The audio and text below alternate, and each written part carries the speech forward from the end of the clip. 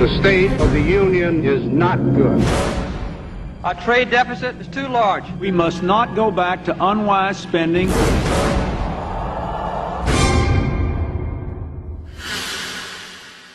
This is America.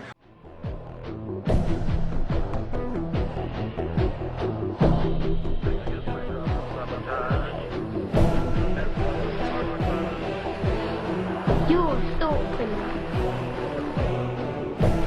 George Orwell once wrote that the great enemy of clear language is insincerity.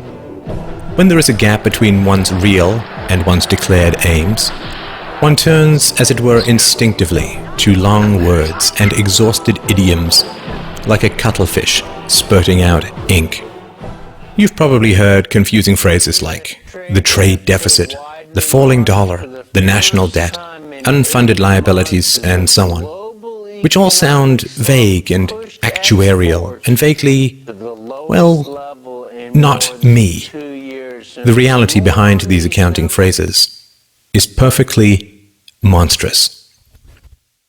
When someone, a foreigner say, loans money to the American government, what are they getting in return? Well, they are getting promises of interest payments and eventual repayment of the principal. Where does your government get this money? The government is not a business. It does not generate profits in the free market. So where does it get the money to repay its creditors? Are you beginning to understand that it is not dollars that are being sold, or bonds, or agency debt, or treasuries, or anything like that? Where is your government going to get the money to pay off its creditors?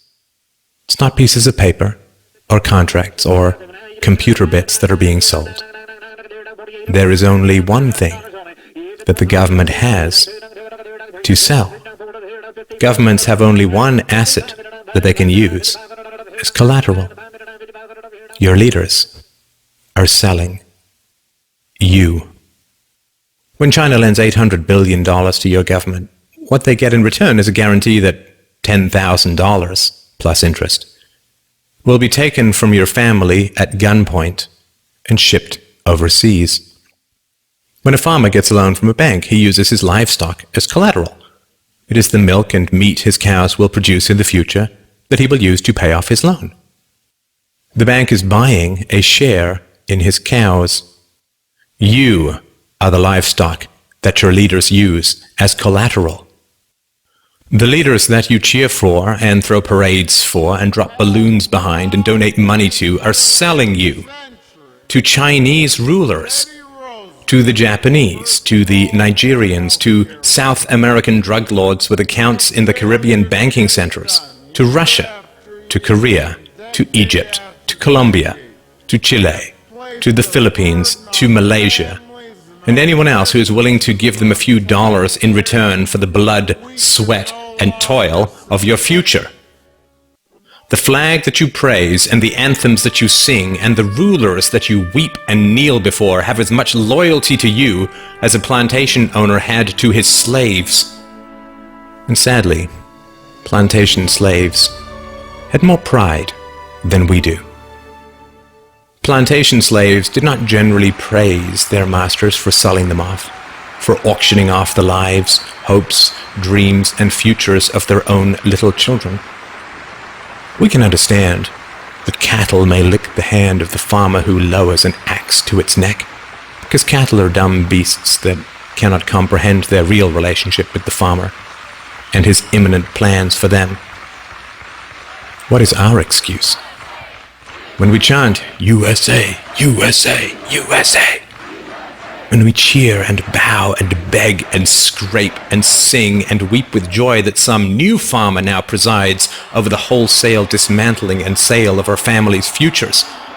When we love with obsessive emptiness the leaders who laugh while they auction us off to every tin pot dictator and stockbroker the world over, what is our excuse?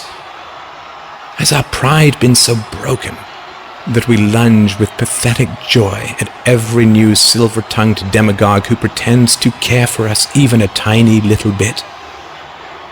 In the future, our children will demand to know why we knelt and cheered as they were sold off on the auctioneer's block. This video, and my life's work, is my answer to my child. What's yours?